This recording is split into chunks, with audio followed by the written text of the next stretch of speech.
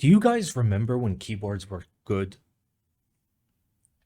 Do you remember when design elements were added to keyboards for acoustic benefits and for feel benefits and stayed within the realm of sanity?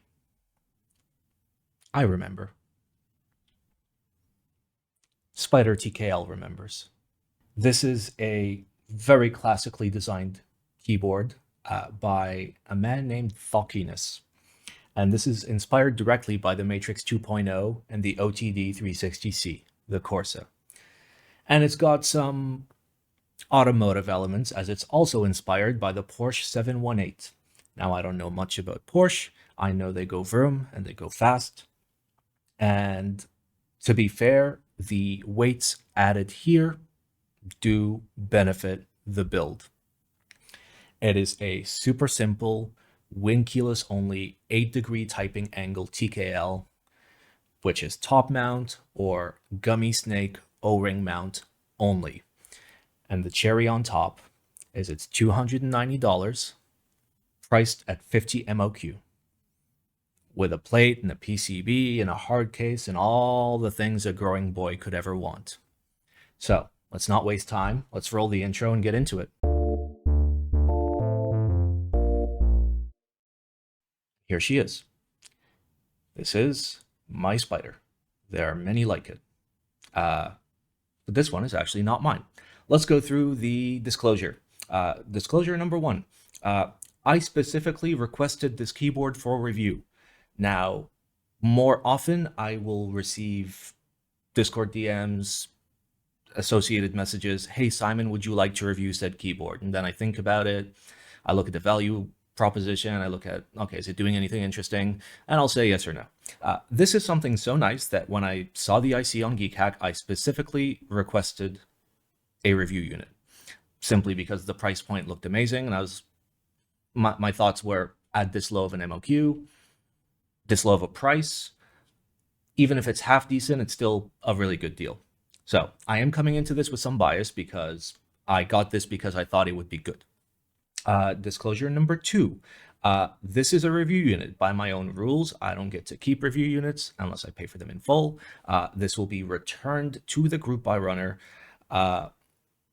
Yeah, so this was sent to me for free. I have to mail it back using my own money. The reason why it has to go back is not because I don't like it. It's because he needs it back for photos and stuff. So fair enough. Whether or not I will be buying a group buy unit, well, you'll see at the end of the video, but it'll be pretty much obvious from the beginning. And disclosure number three, this particular unit is made with a particular manufacturer. That particular manufacturer is not the manufacturer that will be used for the group buy units, okay? Traditionally, this is a red flag. I reached out to the group buy runner and had him privately tell me who the new manufacturer is. Now, I know exactly who the new manufacturer is. I know plenty about them. I cannot tell you because I was asked not to. But what I can tell you is that, one, the finishing quality, all sorts of finishing, will be improved. And number two, this is a manufacturer that has done many, many, many thousands of boards in the past with a very good track history. So I am not at all concerned. Obviously, when the group buy comes around, look at the pictures, see if you like the finishing, and then go for it. Okay, so we got that out of the way. Next up, what's in the box? You get a keyboard, yeah. You get a hard case. You will probably not get this hard case because this is branded with the manufacturer. You will get plate and your PCB. So all in $290. What I have here is a Swiss cheese special for all the layout supports that exist in the universe, and of course the plate of culture. So the plate that I have in this board is exactly this, but it is a full plate, not a half plate. I initially wanted to use the half plate, but my GAT-X were falling out of the PCB, and it's not the PCB's fault. It was first generation GAT-X, and those had problems by having little feet. So anyway, That's what's in the box. I don't know if the group buy version will include like a big microfiber cloth or anything like that. Honestly, it doesn't matter. It doesn't matter. Additionally, just so you know, this uses a PCB and daughter board. So there's a little daughter board right there. And here's a PCB, which I'm 900% sure is the wrong PCB. The one in there is the right PCB. In any case, just for illustrative purposes, you'll get a PCB, you'll get a daughter board. Is this a board that needed a daughter board? No, but it does give a little bit of a benefit. So we'll go through all of that when we do our tour of the externals. I've got my gloves on because my hands are very sweaty today. And this is a very, very smooth anodization, so your fingerprints are absolutely going to show up on it. Again, a reminder that the group buy units will not have this specific anodization. So let's go through it. From the top, fairly simple design. I've got a wing keyless board here. See some, this is all bog standard in terms of design, okay? You've got rounded edges, you've got little fillets all around. You've got internal chamfers to be expected. This keyboard design 101. Nothing interesting is going on up top. What is interesting is we have a little LED indicator that can be turned completely off, or in my case,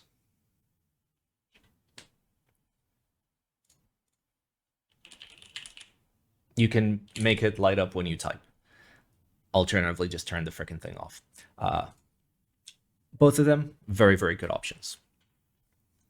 Okay, let's get a close look at the corners. Yep, that's a corner with a fillet on it. There's some dust. Nice and smooth all the way around, all the way around, all the way around. It's smooth, but still, proportions-wise, very classic TKL. This entire board is very, very classic TKL. While we're here, you can kind of see the seam. It's a normal seam. It's a seamed board in the year of our Lord, 2024. And interestingly enough, it's a little bit different. So very similar to HG sides, the center of the seam, where the top and bottom meet, are actually a little bit further out than the top and bottom. So you get this little effect of the colors don't exactly match or the angles don't exactly match, and that is by design. I'll show you a nice little close-up. Boom. Check that out.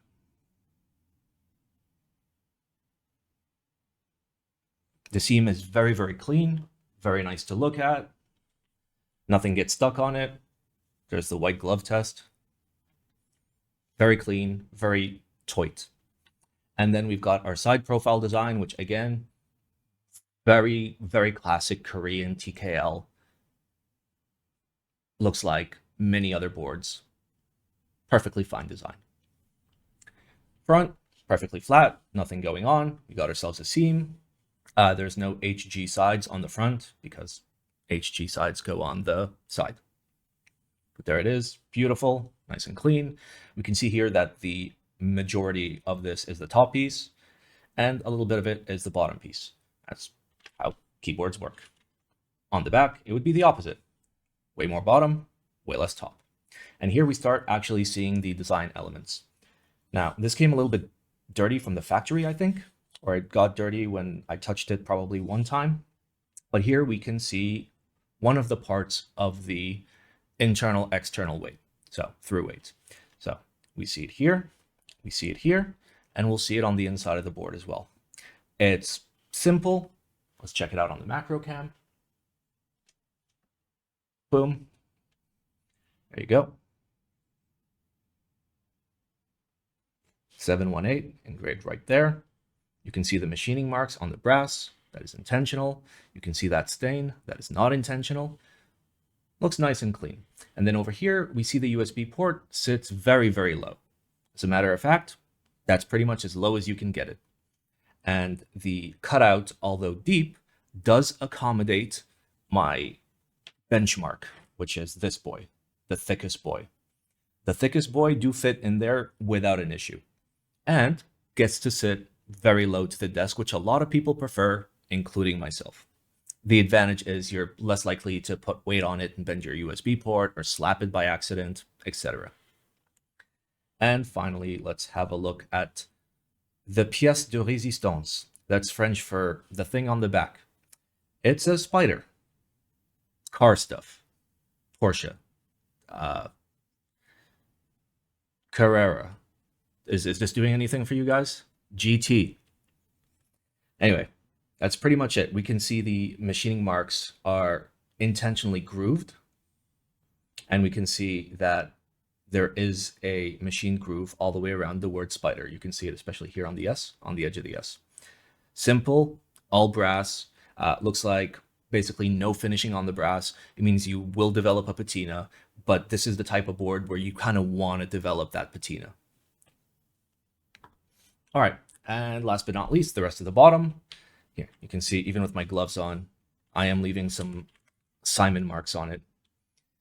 So what do we got here? Fairly simple. We got an 8-screw design, perfectly fine, and very, very, very small feet. Let's check out those feet.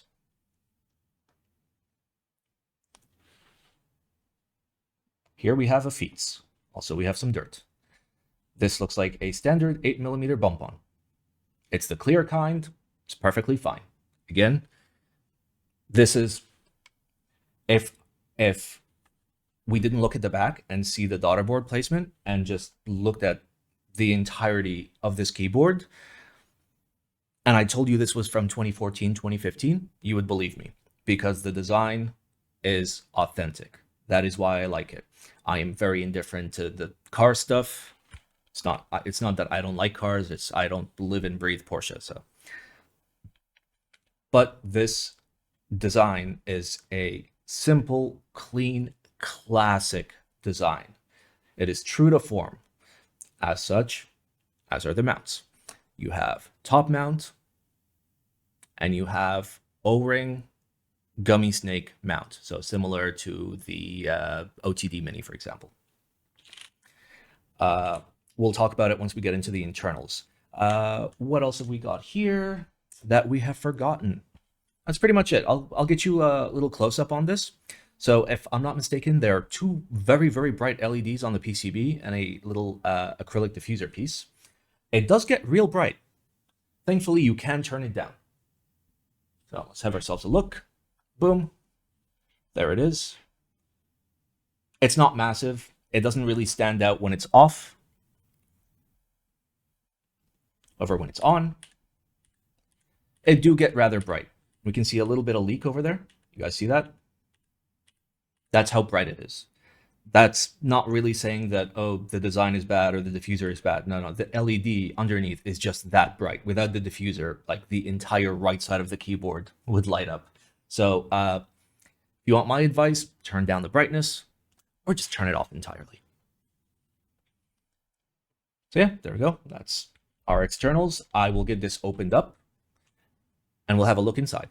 For the record, all these screws are hex 2.5s.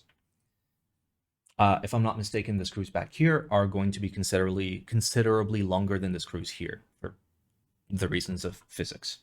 So let's get it opened up. Let's get it opened up. There we go. And inside we can see that we've got a decently long enough JST connector where I don't have to struggle with it. So let's just pull that out. Nice and easy, all set.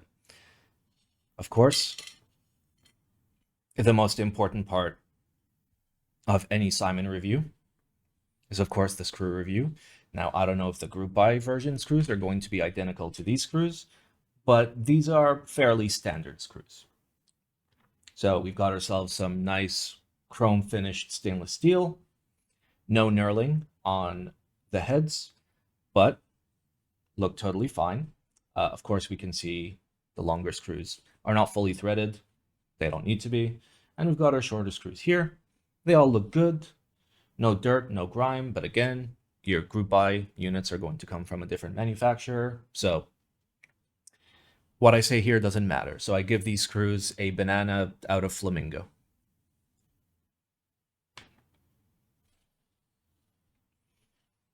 All right, let's have a look at our case top and bottom real quick.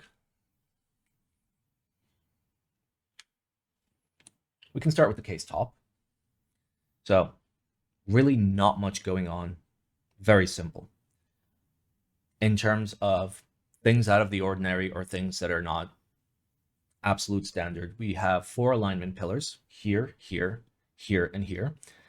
For something like this, which is a seamed board, you absolutely want alignment tabs. I know I just said pillars, but tabs. Besides that, we've got our very, very, very large diffuser. Like, that is large. It's like a giant like crystal you find by the side of the road. Let's check it out.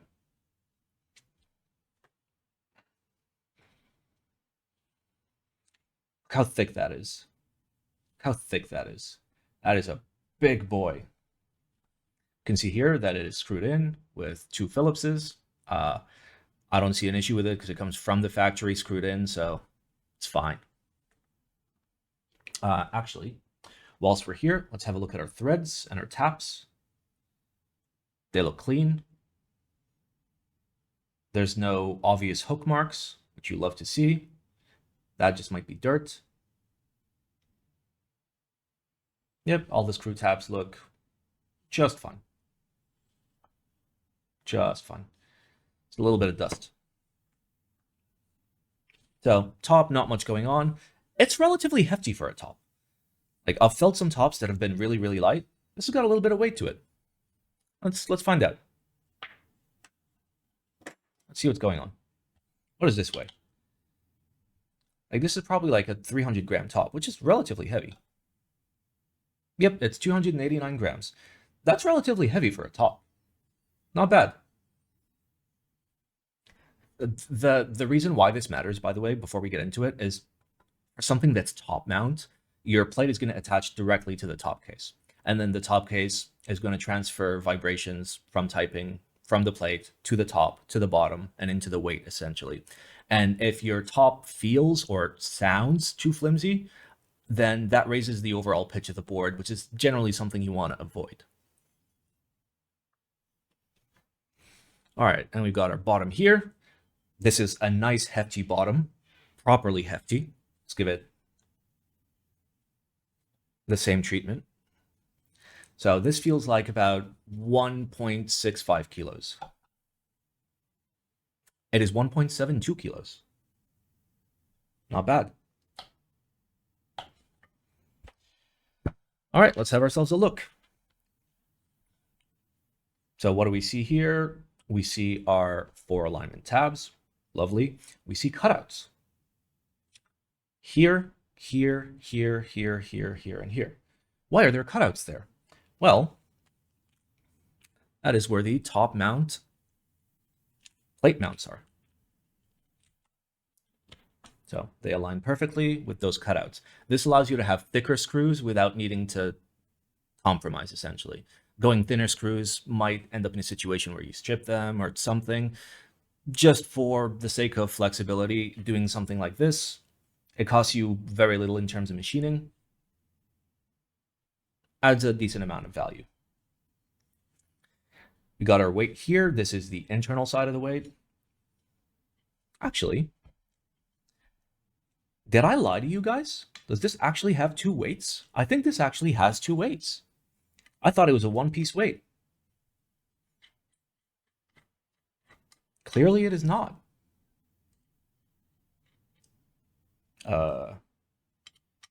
Clearly they did not use the same screws. All right, let's get this out. Come on. Come on, buddy. Come on. Oh, this is heavy. All right, give me a second. Let me just flip it. Okay. So this is the through weight, which is hefty. Look how thick that is. That is a big piece of brass. Okay, so you have your through weight.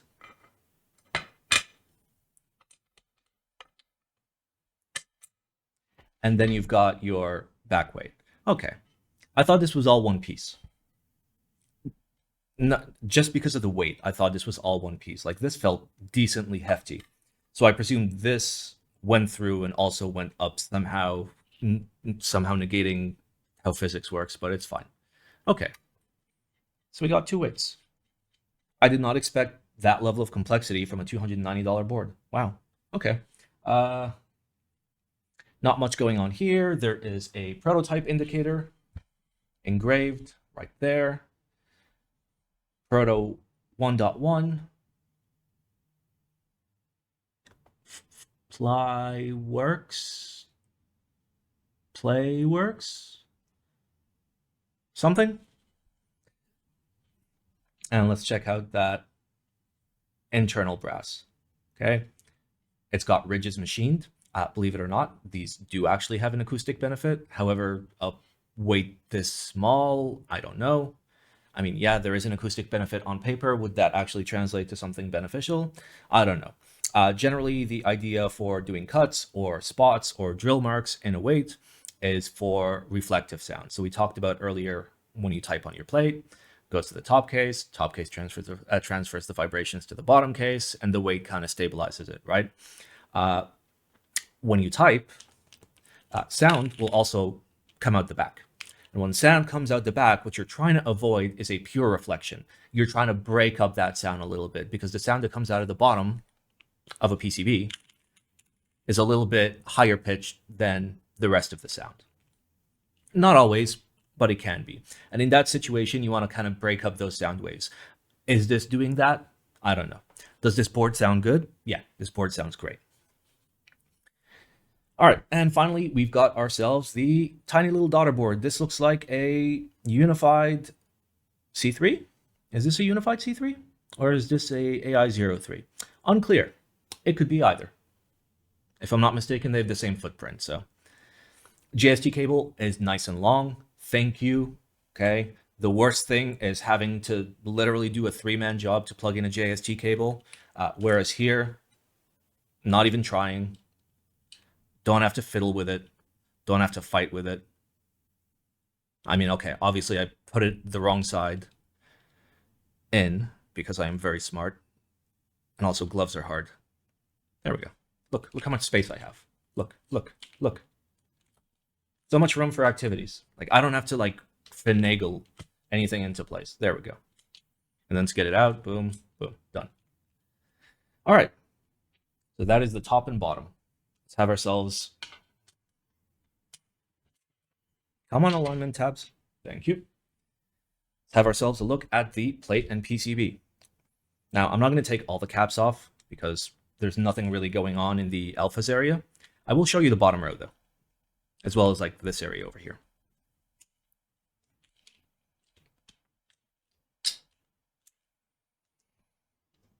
So you remember earlier I showed you there was the Swiss cheese bottom row as well as the standard bottom row. What we have here is a standard bottom row plate. The plate is very, very simple. Not too many meme cuts. Here, let me show you on like a full PCB. All right. Ignore the bottom row of this, but let's have ourselves a look. So we do have cuts between the F row and the num row. We do have cuts between the alpha cluster and the nav cluster. This, I mean, to be fair, older boards did it because you could get a little bit more flex out of it, like a little bit more flex, which, yeah, sure. It's decently flexy for an aluminum plate. Another thing to keep in mind is there's a huge cutout here. That's where the LED goes. Also, it's pretty much OG Korean traditional nature to just have a big hole here because normally that's where the controller would go back in the days when controllers were the size of school buses. So that's the plate. One very nice thing when it comes to the plate, I sure wish I had a background. This is a background. Okay. Yeah, that's a good background. So let's look at the mounting points. On the bottom row, let me now like this is actually hurting my brain cells, so we're going to use a half plate. They have the same mounts. Okay, there we go. So on the bottom row, we have a mount where your left win would be if you use a normal keyboard layout. And the right side is the right alt. What this does is it moves the mounts as far away as possible from the spacebar. And that does give you a benefit when you press down your spacebar to have a little bit more flex down, making your spacebar feel less stiff. And remember that spacebar bias is a thing. So when your spacebar feels stiff, your entire build feels stiff. So just fine. And then we've got one right here between the down arrow and the right arrow. That's fine. Generally doing something like this on the bottom row where you just have 2 or 3 mounting points, totally fine. For the top row, we've got between the escape and the F1, between the F4 and the F5, etc., etc. And over here, just fine in terms of mounting points. Mounting points are simple. They're not U-shaped. They're O-shaped. U-shapes would be like open at the end. That doesn't really have a benefit with aluminum plates, but with something like polycarbonate plates, you want to be able to press down the PCB and have, press down the plate and have so much flex that the mounts actually come in. And that basically gets you a little bit more flex. Again, not needed for aluminum plate. Also, realistically, I think the majority of people that get this are going to use the O-ring mount anyways. I initially built this with, we're not going to talk about typing feel or sound just yet. Apologies. Please don't worry about it. All right, and finally, we have a PCB. First things first, this plugs in, works with VIA. No JSON, no weird firmware, nothing. You plug it in, you press the button on use VIA .app, and it just works. So, lovely little PCB. Let's check it out more closely here. So it is green, okay? Which, if we're talking about classic keyboard design, is one of the 3 acceptable colors. You have basic bitch green, you have horrible pain in your eyes red, and you have puke yellow. White is also acceptable, but for very cheap boards, okay? So this is authentic. We have ourselves a physical reset switch, which you love to see it. I prefer topside facing reset switches, but in our day and age where realistically your board's going to come flashed and it's going to work with VIA, not necessary. Over here we have a bootloader toggle switch. That tells us this is going to use an ARM MCU and not an ATmega. So you put it down for bootloader mode. You put it down for bootloader mode, and you turn it up for run mode. The nice thing is when you do put it in bootloader mode, if I'm not mistaken, with this specific type of controller, is it will show up as a USB mass storage device. So you don't need to flash or anything. You can just drag a file across and you're done. Let's have a look at the controller over here. Let's see if I was right. That is a STM. That is ARM. STM32. You can read the rest yourself. My issue with ARM MCUs is some of them, not all of them, will delay to start. So you'll plug in a board and it'll take like a second and a half before you can actually type on it. And that can be kind of annoying. This does not have the issue. That's usually common on like, I forget the exact model number, but it was one very specific thing, like one very specific model that was just atrocious. All in all, PCB, fantastic. We can see there is an LED under the caps lock. We can see there is an LED under the scroll lock. Those are the only 2 places that LEDs should be on something that is classically designed. Of course, there are 2 huge honking LEDs here that will blow out your retinas unless you turn them down or turn them off. And is that it for the PCB? I think that's it for the PCB. It's good, it's basic. It has no markings. It doesn't tell you, control goes here, alt goes here, W goes there. It doesn't do any of that. That is something that I would want from a board that is meant for a more mass market appeal. This is a board for enthusiasts. This is a board that has none of the frills that all modern buyers are looking for. This is a good, classically designed, fantastic keyboard. And as such, it's not going to tell you, hey, this is your J. So, you know, if you got a bent pin, you got to put your finger here, flip it, be like, ah, that is the J. Did I actually? Wow. Who needs markings? Just know where all the switches are. Easy. So yeah, PCB is just fine. Anything interesting going on? No. JST here. I don't see any debug ports. Yeah, that's pretty much it. Last but not least, we have our gummy snake. Now this works, again, similar to the OTD Mini, similar to something like the Unicorn. What it does is you put it in between your plate and your PCB, like so. And then you struggle to put it on the other side because you're wearing white gloves that are going to get stuck on the PCB. Don't worry, guys. I've done this before. I'm a professional. And you just get it all the way around. There we go. So how does it work? Well, if you look very, very closely, you can see that it sticks out from all the sides. Most of the sides. And what that does is when I take this plate PCB assembly and I put it onto the bottom, what happens is it doesn't fall. Why doesn't it fall? Because the gummy ring will touch these little pads here. So essentially the O-ring is only making contact with these ledges. And if you look very carefully, you can see that the ledges are very, very similar to where the top mount locations are. So it gives you the benefit of being a gummy snake O-ring mount, whatever you want to call it. I like to call it gummy snake, but it's fun. But it gives you the benefit of still getting that flex, especially around the spacebar area, stuff like that, that you traditionally wouldn't get with a full gasket mount, where you just have too many points of contact. So when you type on it, it's bouncy, which means the entire thing goes up and down instead of you actually getting flex out of it. Anyway, that is, I think, the entirety of the internals completed. Oh, look what I've just realized. There are markings. The markings are on the top. The markings are on the top where you would actually put the switches in. Oh my God. This is like way too smart for me. There, it's marked. Even the space bars are marked. So that's where your 6.25U spacebar would go if you want to go to hell. But yeah, everything is marked. At least the bottom row is marked. That's awesome. Okay. It makes a lot more sense than having it on the bottom because people are going to struggle with bottom rows more than anything else. I mean, sometimes I still struggle with bottom rows if I'm not paying attention.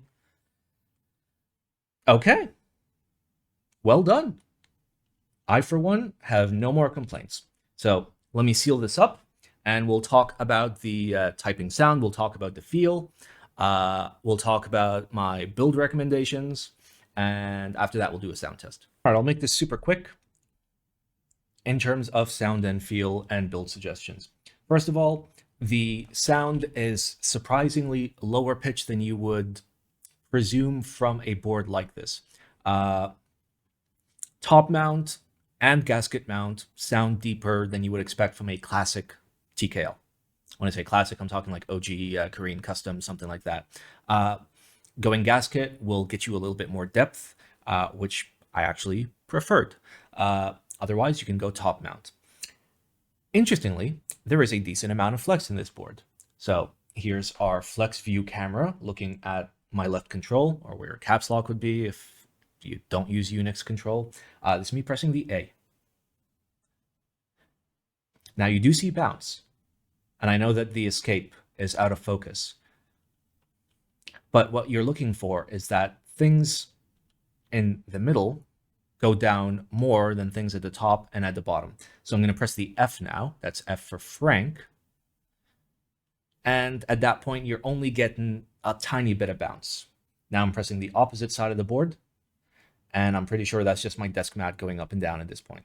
So not much bounce out of this, but you do actually get some flex out of it, which is nice to see. it's a surprising amount of flex. So if you've ever typed on a full aluminum top mount, you know how much flex you're looking at, and it's near zero.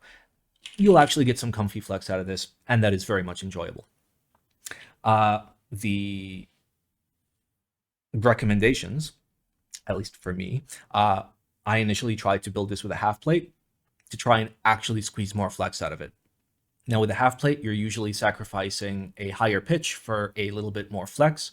And I think, God damn it, I think that that sacrifice might be actually worthwhile for a board like this. The only reason why I abandoned the half plate is because the switches that I put in this board would not sit firmly in the PCB, which is feels bad, man. In terms of other builder recommendations, if you want to go with a full plate, go with a full plate. I am on a full plate now, and this has no right feeling as good as it does.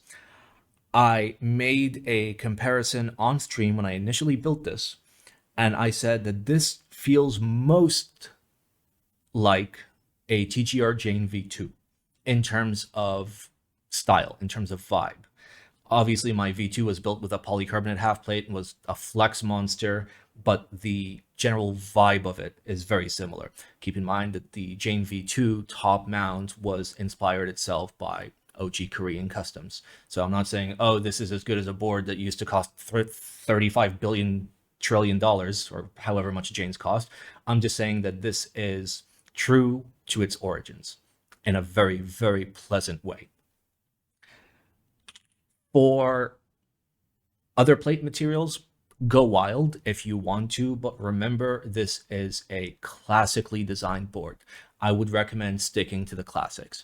Stick to an alu full plate, a alu half plate, and maybe polycarbonate, maybe. But toy around with your options first. For switches, this is going to sound very weird. Go for softer feeling switches. I have GATX in here that are lubed with oil, not grease. So not grade, not like 205 or 203 grade 0. This is lubed with, I believe, 106 or 107. It is a very comfy switch. Very smooth, very soft bottom out. I don't know what specific switches you would consider very smooth with a very soft bottom out, but absolutely go for them in a build like this. Something like the standard, oh, just put MX Blacks in it.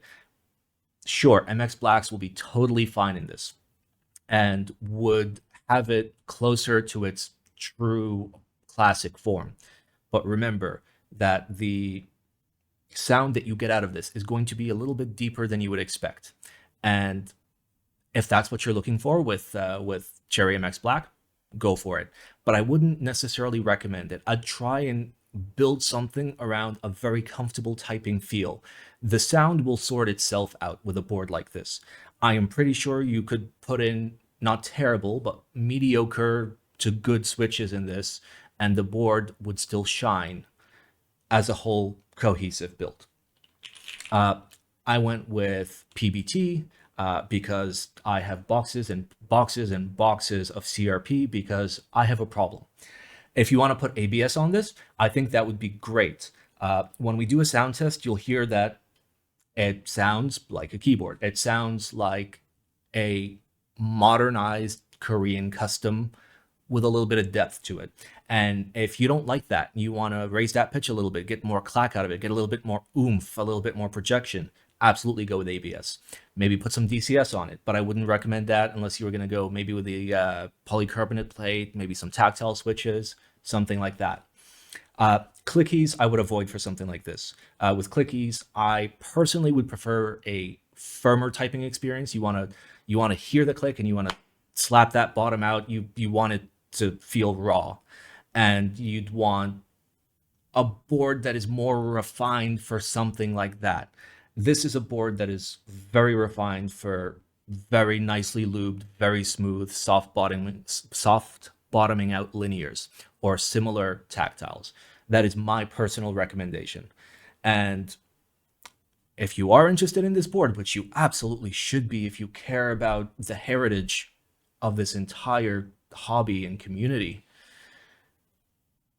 you should probably have a look at this, because for the price point, it's basically free. And I know that sounds stupid, but to put it into perspective, like, I'm currently unemployed. I don't really have enough income to, live currently.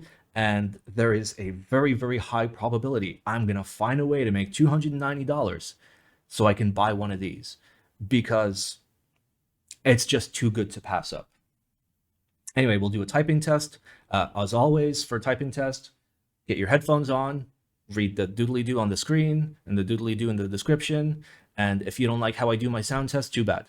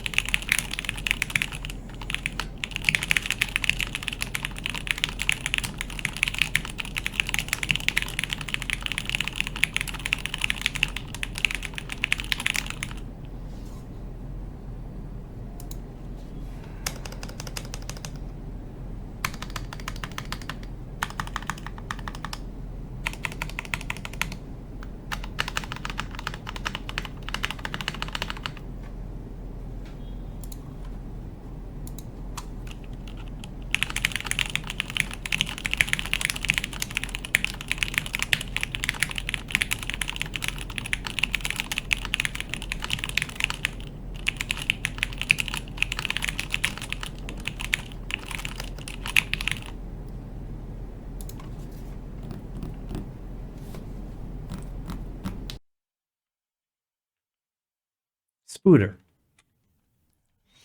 All right, first things first. In the year 2024, seeing somebody design and attempt to run a board like this is something that brings me true joy. It makes me happy seeing somebody go and grab those traditional classic design elements that were actually there for a reason, that actually help the board as a whole, is just fantastic to see. So many boards nowadays are just so full of gimmicks that nobody wants or needs. And when I say nobody, I mean nobody with culture or class. This is a board that makes me very happy. Having something like this exist now for $290, when rolling the clock back to when boards were $290, that's what, like 7, 8 years? And adjusted for inflation, that $290 would probably be like $500 now, because the world is on fire. Seeing something like this at this value bracket with this enjoyable of just a typing experience brings me back to the good old days. It brings me back to when keyboards were good. And clearly, this is a good keyboard. The Spyder engraving, the car stuff, whatever, I don't care. But it is a weight. It's there for a reason. It improves the acoustics. It's perfect. The top is simple. The design language is simple. It does have an LED, but you can just simply turn it off. Like, if I could have one whole complaint about this board, it would be the fact that an LED exists, and it makes me angry. To be fair, there's also an LED under the caps lock and the scroll lock, but they're supposed to go there. This was a very pleasant build experience. No nonsense. You don't have to fiddle with 18 little adhesives for gaskets to align them perfectly on the leaf spring torsion bars that aren't going to do anything to help your typing feel or sound. I don't have to deal with little spacers made out of rubber to try and make things fit properly. No, it is a unapologetically classic board. You can mount it to the top. You can gummy snake it. It's got a JST cable and a daughter board, and that's the most modern element of the entirety of it. And it's a very good design choice. It allows your cable to sit low. It's more aesthetic. It's also less likely to be stepped on by you or your cat and bend your USB-C cable. So that's a plus. Would I recommend this board for somebody that's not an OG, somebody that's not into classic boards? Yes, absolutely. It's still a fantastic, fantastic board. The proportions are just right. The price point is just right. The level of just care and attention. Again, it's a very simple design, but the care and attention to do the simple things correctly. I like that. Where does this compare with something like the Frog? The Frog is a modern board that actually now is more expensive than this board if you factor in the price of the PCB. I would happily take this over a Frog. I would happily take this over a lot of boards. And I guess I will. When the group buy runs, I will probably very likely be getting a unit if I somehow find a way to make $290. So if you like my keyboard reviews and you like the fact that, you know, this is a channel with no sponsors, no affiliations, none of that, entirely supported by you guys, the community. If you want to help me out, there's a Patreon link in the description, and probably it's going to be on the screen at some point. If you want to throw me $2.50, it helps me a lot. And if you want me to make more keyboard content, more review content, content like this, drop a sub, give me a thumbs up so I know I'm doing good. All right? I look like fucking Mickey Mouse.